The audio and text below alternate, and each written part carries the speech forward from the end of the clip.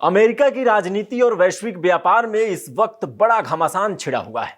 एक तरफ अमेरिकी सुप्रीम कोर्ट ने राष्ट्रपति डोनाल्ड ट्रंप के टैरिफ को अवैध करार देते हुए रद्द कर दिया है, तो दूसरी तरफ ट्रंप ने हार मानने के बजाय एक ऐसा कानूनी रास्ता निकाला है जिसने विशेषज्ञों को भी हैरान कर दिया है।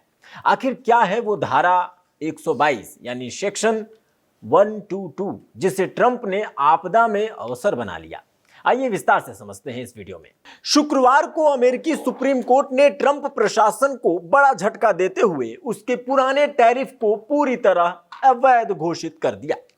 लेकिन इस झटके के तुरंत बाद ट्रंप ने पलटवार किया। उन्होंने ट्रेड एक्ट 1974 की धारा 122 का उपयोग करते हुए सभी देशों से अमेरिका आने वाले सामानों पर 10% का अस्थायी टैरिफ लगाने का ऐलान कर दिया है। ये नया शुल्क 24 फरवरी से लागू होने जा रहा है। आप सोच रहे होंगे कि आखिर क्या है ये धारा 122, तो आइए समझते हैं इसे। दरअसल ये अमेरिकी राष्ट्रपति को एक विशेष अधिकार देती है जिसके तहत कुछ आधारभूत अंतर्राष्ट्रीय भुगतान समस्याओं यानी व्यापार घाटे को दूर करने के लिए अस्थायी आयात शुल्क लगाया जा सकता है। इसकी सबसे बड़ी खासियत यह है कि इसके लिए किसी औपचारिक जांच की जरूरत ही नहीं होती और इसका फायदा डोनाल्ड ट्रंप ने उठाया है, जिससे राष्ट्रपति तुरंत एक्शन ले सकते हैं। हालांकि इस 10% टैरिफ से कुछ जरूरी चीजों को बाहर रखा गया है। व्हाइट हाउस की फैक्ट शीट के अनुसार महत्वपूर्ण खनिज, ऊर्जा उत्पाद और उर्वरक, कृषि उत्पाद और कुछ जीवन रक्षक दवाइयों पर यह शुल्क नहीं लगेगा। ट्रंप का तर्क है कि अमेरिका को भारी व्यापार घाटे का सामना करना पड़ रहा है, जिससे डॉलर देश से बाहर जा रहा है और इस कदम से घरेलू उत्पाद को बढ़ावा मिलेगा और अमेरिकी डॉलर को बहुत ज्यादा फायदा हो सकता है।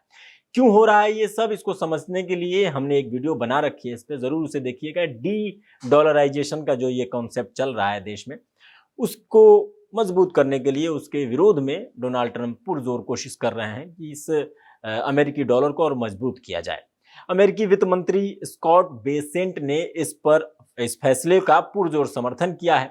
डलास में उन्होंने स्पष्ट किया कि अदालत ने प्रशासन को राजस्व जुटाने के लिए IEEPA के इस्तेमाल से रोका है, लेकिन राष्ट्रपति के पास अन्य कानूनी अधिकार जैसे धारा 332 और 301 अब भी मौजूद है।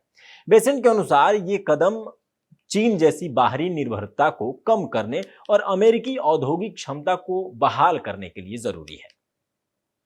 आपको बता दें कि धारा 122 के तहत ये टैरिफ केवल 150 दिनों के लिए प्रभावी रहेगा, लेकिन इसके बाद इसे आगे बढ़ाने के लिए अमेरिकी कांग्रेस के वोट की जरूरत होगी या फिर राष्ट्रपति को दोबारा भुगतान संतुलन आपातकाल की घोषणा करनी होगी।